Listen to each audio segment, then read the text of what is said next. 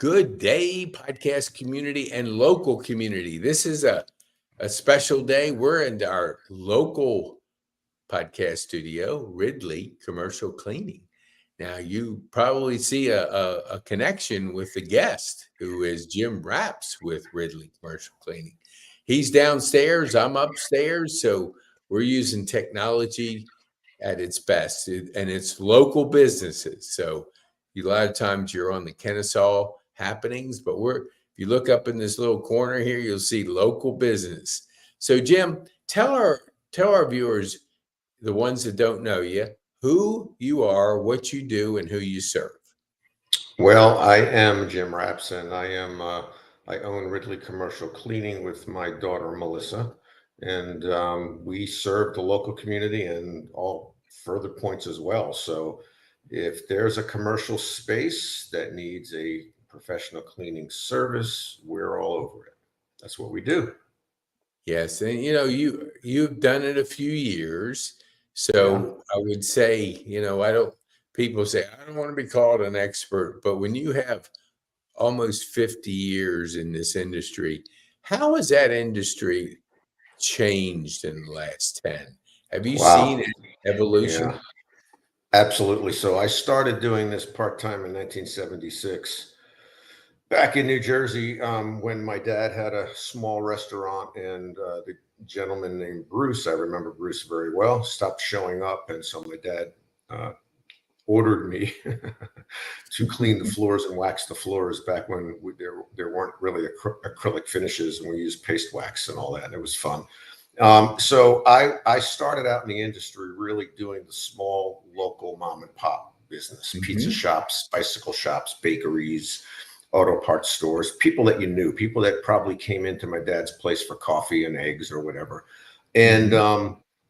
you know, it was I think when around the time that I moved to Atlanta, the Atlanta area, almost 30 years ago, that I got into the big box retail cleaning, from grocery stores up to the Walmarts and the Targets and the J.C. Penney's, and you name it, we did it. And that was in the days then, Pete, that you could, or I could go to a local store and develop a relationship with a manager right there in the store, and they could give you an opportunity to clean the store. And if you did a good job, then you got another one and another one, that kind of thing. And that all changed. That all changed drastically, probably closer to 15 years ago, when everything was turned into corporate. So Hmm. if you wanted to clean a Kroger store, you had to go to corporate, Kroger corporate. Same with Target and all those types of stores. So that was a big change, but then became really really competitive, with a lot of management companies bidding these accounts, companies that aren't really, to me, cleaning companies. They manage they're like property management companies, in a sense, where they get the contracts, and then they would try to find little me's all over the place, all over the country, to subcontract that work too, which I wanted no part of. And so I decided about almost 8 years ago to go back to my roots, so to speak, and do Hmm. business with the local, mostly small businesses. So we clean everything from 1,000 square foot office up to presently a 400,000 square foot couple of buildings. So that's what we do. I'm back to serving the local community, because the big stuff, and I don't care what, it doesn't have to be retail. It doesn't matter Hmm. what it is. If you're talking about like Amazon warehouses or something really large, school districts, there's a lot of hoops you got to jump through to get those Yeah. things. And they typically won't recognize Ridley, because they'll say we're too small. So this is our wheelhouse right here. This is what we fit into, that Hmm. range of anything from 1,000 up to 400,000 or 500,000 square feet.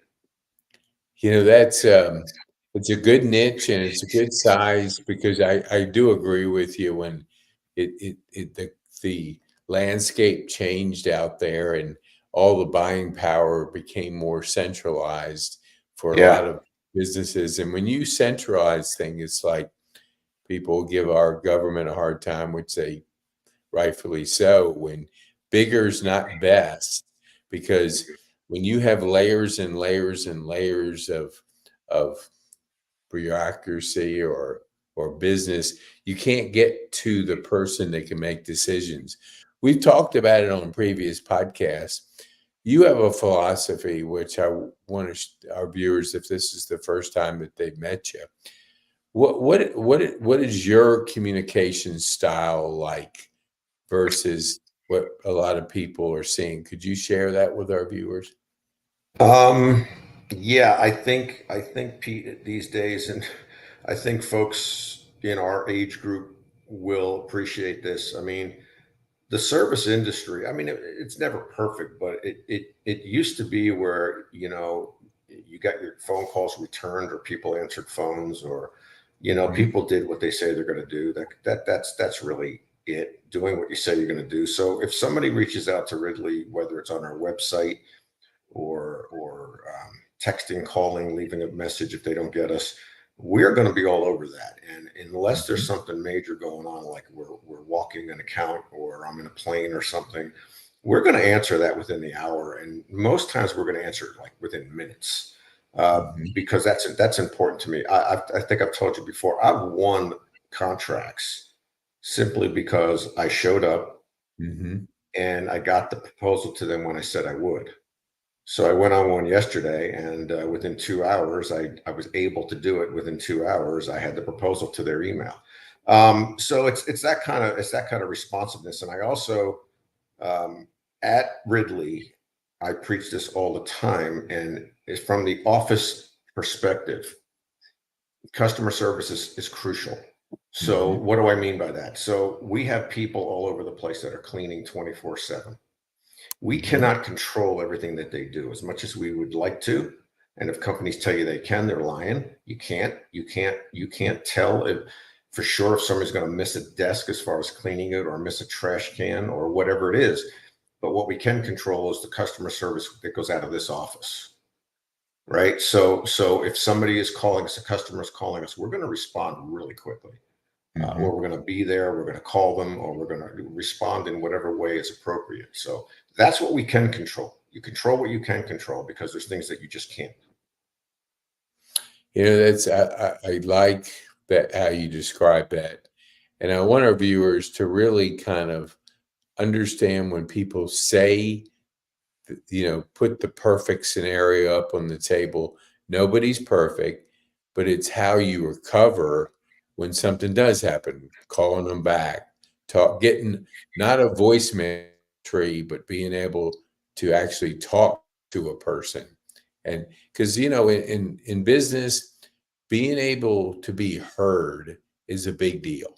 And Yeah. people don't want to be able to have layers of people and then not getting results. And that, even for myself, I found out I was paying an AT&T bill for almost 18 months because it's paperless. So they last month they go, well, what account are you asking about? I said, what do you mean? I only have one account. They go, no, you have two accounts. I said, well, how's that?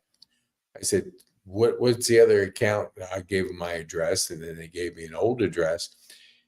I couldn't tell because when you're paperless, you can't look at something. You're trying to put a number. Who remembers phone numbers these days? They don't. That's why all of a sudden I'm paying for 18 months. Now, I mentioned to the person, they couldn't resolve it. They said, oh, you got to call this.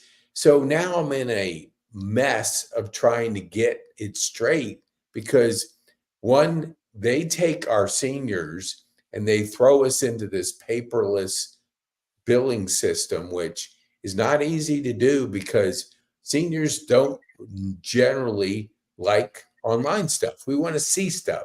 There's a bunch of Yeah. people who get newspapers in our building. Yeah. Yeah. What would you say? I love the idea when you talked about working with your daughter. What's it like to work in a family business to be able to share the growth, share the your wisdom to the next generation? For people out there that aren't, would you share with them what your insights are about that? Yeah. It's always nice when somebody younger than me wants to listen. And it's outside the business as well. I've mentored many people starting up in the cleaning business, or people going from a residential cleaning service to a commercial cleaning service, and they don't realize that those are two completely different animals right there. So yeah, so I'll start by saying that I could not have gotten Ridley to where we are if it wasn't for Melissa's hard work and dedication. She's been nonstop since we started the company, which you have to have that. But also, as far as like the customer service thing, I don't know if I'm answering your question properly, but Yeah. I've empowered anybody that's in management with this company to make decisions. Okay, make the decision, and if it's the wrong decision, however we want to define that, we'll talk about that later and try to fix that and make it better for the next time. But when Nate's out there, I want him to make a decision. Melissa does, I do. We have a few other people, especially a girl who runs the large account with those two buildings. And we tell Catalina, you're there on the front lines every day. So go ahead and make decisions. Now, if it's anything really important, sure, shoot us a text, call us, or whatever. But day to day, I empower them to make a decision, because the last thing the customer wants, and for you with that story, I mean, I'm sorry to laugh, but it's like when people are mad at AT&T or they're mad at Xfinity, Comcast, it's like, what are you going to do? Because they're all the same, right? They're all the same. But when it comes to commercial cleaning services, they're not all the same. First of all, we're not a franchise. Okay. Not that all franchises are bad. There's some very good ones out there. But this is a family-owned small business that puts the customer first every time, and we will resolve issues quickly every time. You call me straight on my cell phone, and I'm going to answer. Yeah, it's there was a situation where I was talking to Melissa. We were texting back and forth, and we had a last minute celebration, and so I said, "Hey, look, if you want to bring the girls and come on over." She goes, "I'd love to, but such and such didn't show up." And being an owner, you have to get it done. It's like, so I have to go get this done for this a client. So it's that kind of focus, instead of going, "Hey, it's Saturday and hey, look, I'm not going to do it." Like, if they didn't show up, the heck. And that's sometimes the attitude of bigger companies. Like, they don't take ownership of issues. I'm just not even saying an owner of a company, but that's not my job. And then that gets communicated. Yeah, that won't fly around here. That wouldn't fly around. No, I know. Now, if a cleaning person, just a regular person cleaning a few buildings or a count or two here and there, doesn't want to take on more or step up when we need them, that's fine. I get it. That's all right. But if anybody in management or anybody that aspires to be in management with us ever did that, they're done. There's no way they're ever going to get there. Yeah. That's just not the right attitude. Now, we haven't set it up. We'll get Trexa to do this, but the commercial connector, I've always thought that you've been, connecting, you've been mentoring, you've been really involved in the community, and you're involved in a very structured group that really helps build relationships and refer. Would you share, like, what is networking and intentional networking? How has that helped grow your business? Yeah, so that's everything to me. So when I talked earlier about my roots and when I started in the 70s in New Jersey, you knew people, right? People came in my dad's place and I met them and I knew them by their first name and they knew me by mine and they knew my family and my siblings and everybody, right? Even my grandfather would come from, my grandparents would come in from Brooklyn every now and then. And my Italian grandfather would be in there washing dishes and, socializing with everybody. And so in today's world, I still think people want to do business with people that they know and that they trust and that they like. And or the next best thing is that referral, that warm referral from somebody that they know, trust, and like. So I'm in a group called BNI, Business Networking International. I started in this group about 11 years ago. Actually, before Ridley was even formed, I was doing another business that was sort of cleaning and a few other things, and it just kind of morphed into this. In this group, it's closed networking. All right. So what that means is only one commercial cleaning company can be in that chapter. There's other BNI chapters everywhere. Okay, that's different. But in my chapter, only one commercial cleaning company, only one painting company, and one landscaper, one business attorney, one CPA, no matter what, plumbing, electrical, we have them all in there. We have the largest chapter in the area. We're about 70 people. And you meet every week and you get to know these people, and we pass referrals and we hear each other's stories, because stories, as you know, Pete, is what sells. And you get a comfort level with these folks, and then they give Ridley referrals and we give them referrals. And I got to tell you, it's good when somebody Googles us and they call us up for a price, but it's better when I get a referral, because when I go in there on a referral and I say, Pete Kane sent me here, and by the way, you're 2 for 2. So when Pete Kane sent me here, they're more likely to listen because they know Pete Kane and they like Pete Kane, right? And they trust your judgment that they're not going to send me some clown in here. So that kind of referral, warm referral, is really almost a closed deal when you get it, as opposed to just the lead. So that's I think meeting people and people knowing you, and people even being able to look online and click on a video of me talking or us talking, they feel a little bit like they might know me a little bit. Yeah. And, to that point, we had a person on, this has been about 6 months ago. And it was just that he came into our facility to sell, and he was cold calling. And I asked him, I said, so what is your method of really acquiring business? He said, I cold call. I said, that's tough. That's tough. Yeah. Some of the time I was going like, some of the time. He goes, no, all the time. I'm going, what? This day and age where just in your facility it says no solicitation, the door's locked. Now you either need a crowbar or something to get in. And that's that. And I was telling another person the other day, not only is it tough, you are having to start at the bottom. Most decisions are not made, at one little location. He's trying to do trash service for apartments. The person in that apartment's not making the decision for all nor is the property. Never get a hold of them. Versus, like, I remember when I was in BNI with you, you would specifically say, I'm looking for somebody that works in this business. So everybody's going, do I know anybody that works in that business? Yeah, so it works. Yeah. You're getting introductions, and introductions are just what you said. They're warm. I'm not going to recommend you to my church unless I know you're going to do a good job, because who do you think they're going after if it isn't? I'll be coming in, hey, and now they'll just tear me a new one. So that is it's an advantage for businesses growing, starting to grow. Find a networking organization, and BNI is the largest. And look what Jim, I'm just going to put his number up here. If you have a question, like maybe you're not in the area, you're somewhere. And if you are in the area, if you are in the area, come visit our chapter as a guest. Yes. Even if your seat is taken, you can come and see how the chapter works. And then I can help you find another chapter in the area. Well, that's so good. I love that every week you're building those relationships. It's intentional.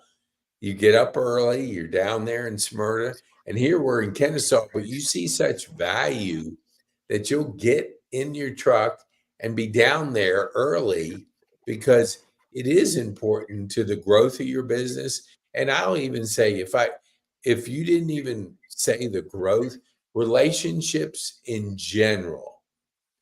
If you ask a person, the quality of your life is the quality of your relationships. And I heard that from Tony Robbins like 25 years ago.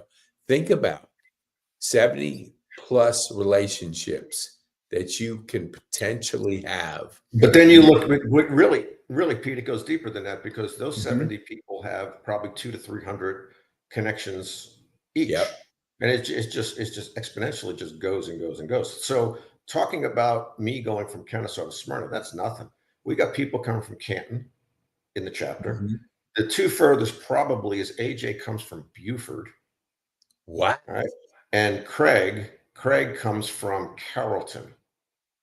Wow. Why? Why do they do that? They do Yeah. it because our chapter is the best one around and we pass a lot of referrals. We just Yeah. do. We pass millions of dollars in referrals every year, no doubt. And it's documented. So that is a very, very important thing to do. Look, you're talking about the cold call thing before. You know what they say about throwing up spaghetti against the wall, right? That's an old term from back in our day. Some of Yeah. it's going to stick. So if you want to go out there and knock on 100 doors, you might get one or two people that'll listen to you, and you might eventually get one sale. But Mhm. cold calling is dead for the most part. And Yes. like you said, most businesses do have the no solicitation signs up. They don't want to be bothered. They're doing their work. They're not expecting you to jump in and disrupt their day, knocking on their door, ringing their bell.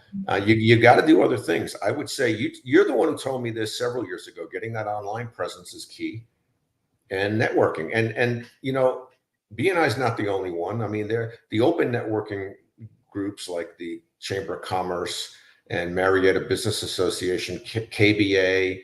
Most towns have KBA. Smyrna, Ackworth. They're all good too, Mhm. but get out there and get known.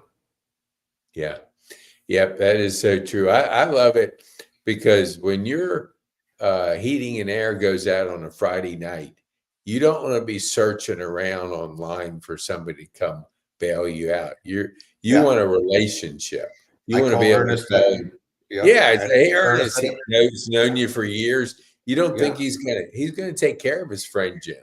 So By the way, you're everybody, gonna his be company able to is, get that thing fixed because he knows you, he yeah. trusts you, he Yeah. has a relationship with you. So his company is Elm, ELM HVAC. So give him a little plug there. Yeah, let's see. Here we go. Okay, There he Ernest, we is. shout out because There you go, Ernest was Ernest. on Jim's show a while back.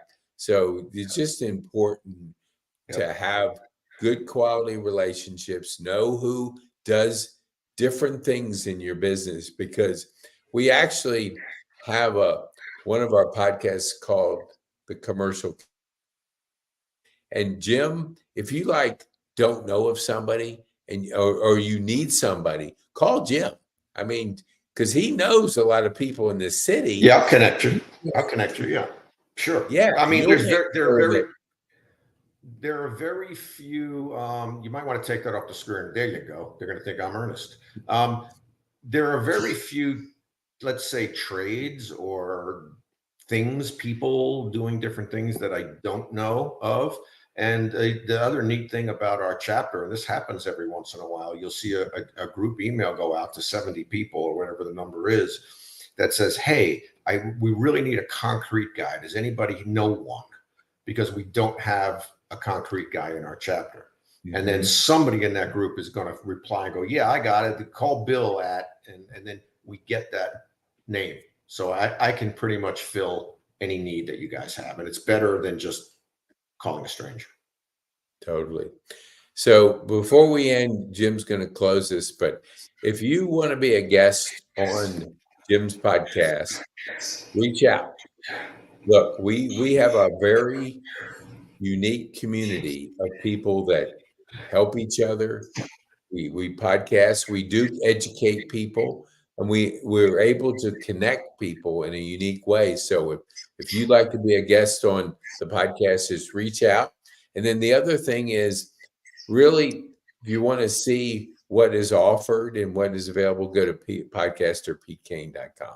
So Jim, as we wind down, what would be the one thing you want our viewers to take home from our time on the podcast? Well, if we're going to talk about commercial cleaning, is do your homework. Don't go for the low price. The low price is going to get you heartache. And as my Italian grandparents used to say, agita. So it's going to drive you crazy.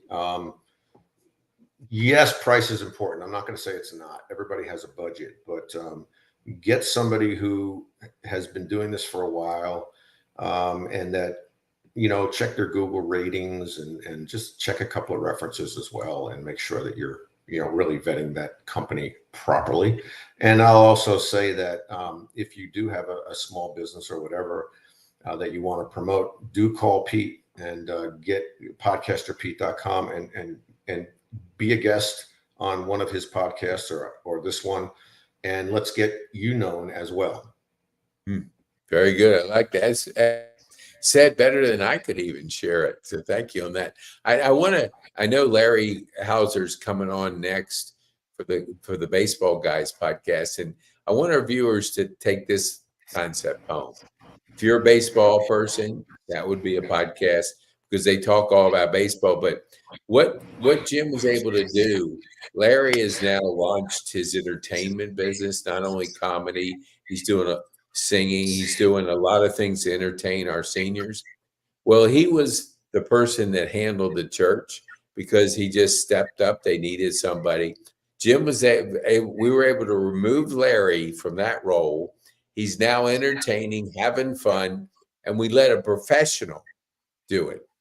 Larry's not a professional cleaner. He just was helping out because they needed somebody.